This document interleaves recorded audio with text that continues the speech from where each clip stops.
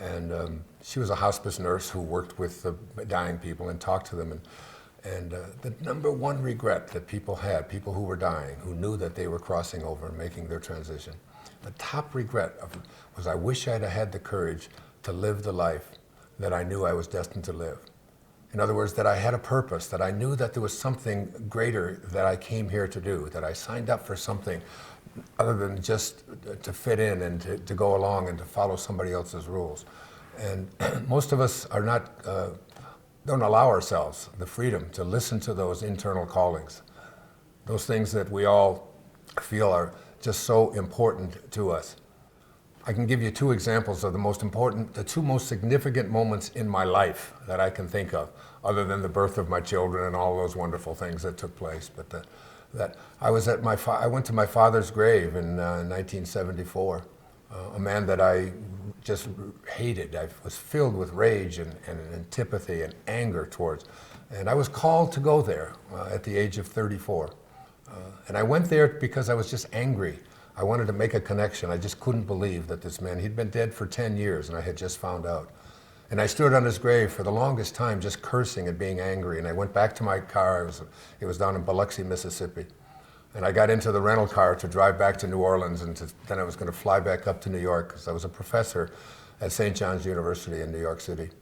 I was been thinking about wanting to write and all of that, but nothing was going right for me at that time. I was out of shape, things weren't working well, I was drinking, I had been doing drugs, I was in a bad relationship. My whole life was just not on the kind of path that it is on today. And I got back in the car to go, and I felt I'd finally done that, and I had a calling. I was called back by some invisible intelligence, some burning desire, something that we call light, something that we call the impersonal part of us that is always directing us, and it's always directing you as well. You're listening to it sometimes. Most of the time we ignore it in the name of fitting in or doing what I don't have time, or I'm too old, or I'm too fat, or I'm too skinny, or I'm too white, or I'm too black, or I'm too poor, and endless we go with all of the reasons why we can't fulfill a destiny that we know is ours, that we signed up for, that we're here for in this infinite universe, that who we are is not this physical body that we're in that is here for a moment and gone. Who we are is this infinite intelligence, and we forget that. The same intelligence that created this infinite universe that never ends is you. You manifested in this infinite, divine, organizing intelligence. You're a part of all of it. And I got a calling, and the calling for somehow said, go back. You're not complete. That's not why you were sent here. That's not why I wanted you to go to your father's grave.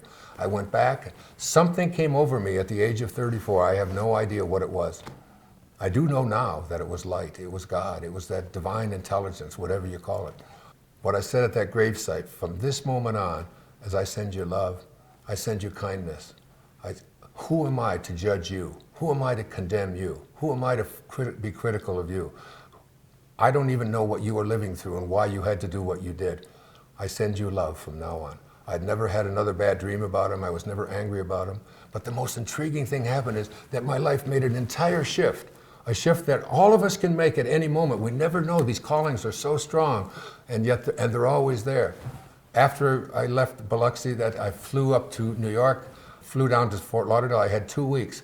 I checked into a motel on A1A, the Spindrift Motel, and I wrote for 14 days.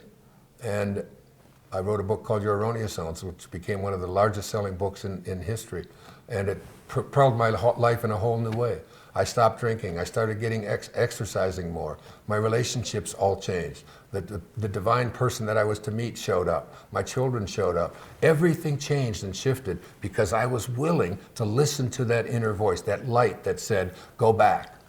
Another time, just a few years later, it was 1976, I was driving on the Long Island Expressway from where I lived in Huntington, New York, into the city. I was about to receive tenure, which at that time I was 36 years old.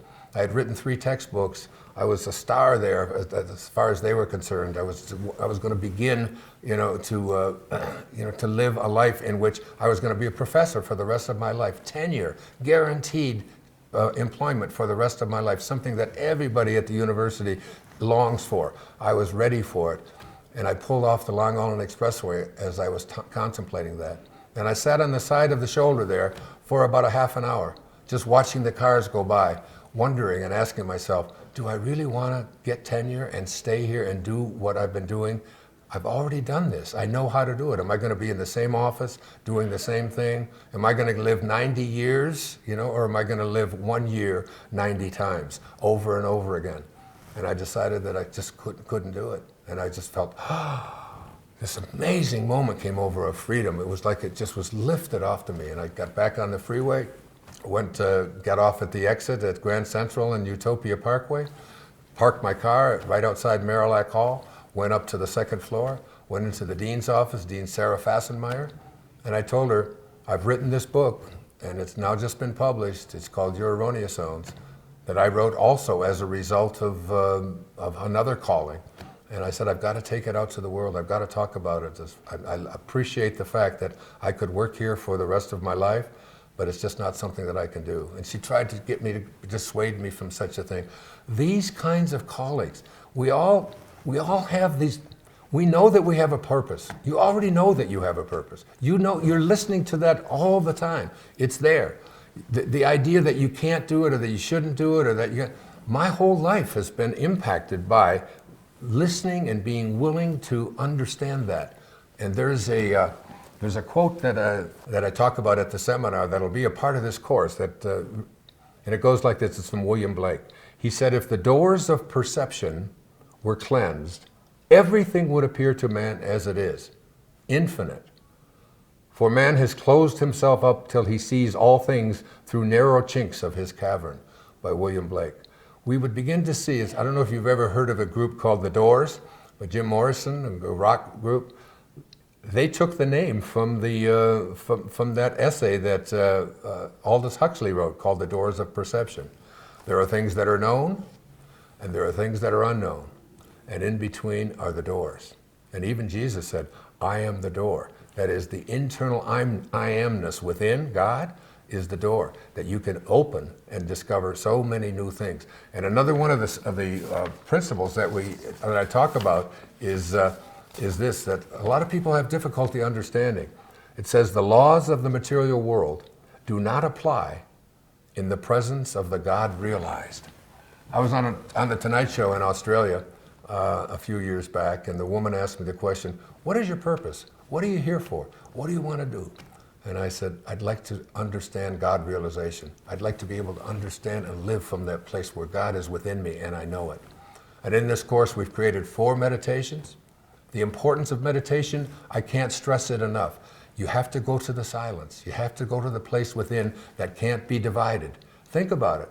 Silence is the only place where you can go that you can't divide it. You cut it up and you still got more silence and more silence. And it is in that silence, in that meditation. And I deliver some really very, very powerful meditations with some readings that when you understand them, you'll understand that the laws of the material world do not apply in the presence of the God realized. Once you're in that state of God realization, you'll understand things like your intuition. That is that inner calling that says, go this way instead of that way. Try this. Don't be afraid of that. Get rid of the fears that are so dominating your life. As Anita talks about fear and what a thing it was that created the cancer in her life, which allowed her to almost come to a place of dying. You'll discover things like synchronicity, that you have a thought and all of a sudden what you place your attention on begins to manifest and arrive into your life. You'll discover that those thoughts are not just things that are happenstance. There's no happenstance in this entire universe. It's all held together by a divine light. And one of my favorite readings I'd like to share with you is from the Life and Teachings of the Masters of the Far East. It said, it has been clearly stated that life lived by the average individual is hypnotic.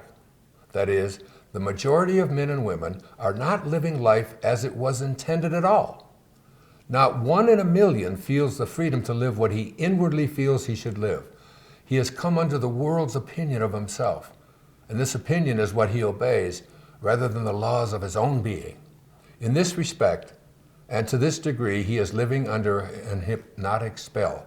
It's like hypnosis. He lives under the delusion that he is a mere human being living in a merely material world and only hopes to escape it when he dies and goes to what he calls heaven. This is not the determination intended in the plan and purpose of life. Obedience to one's inner nature, the expression of life as he instinctively feels it ought to be expressed, is the very foundation of the life which the masters reveal as the only true mode of living. That is very powerful awareness, that you are not this body that you're in, this body that comes and goes. You are the invisible divine intelligence within, the same intelligence that allows a clay pot to exist.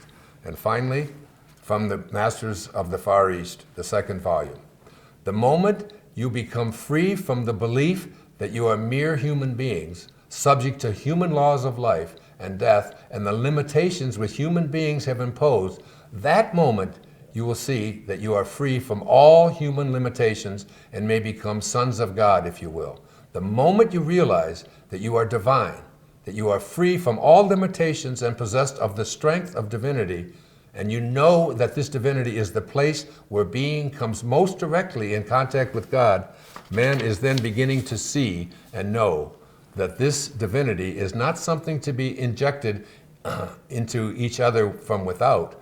He is beginning to know that it is the very life of each and every person, your essence, the light within you.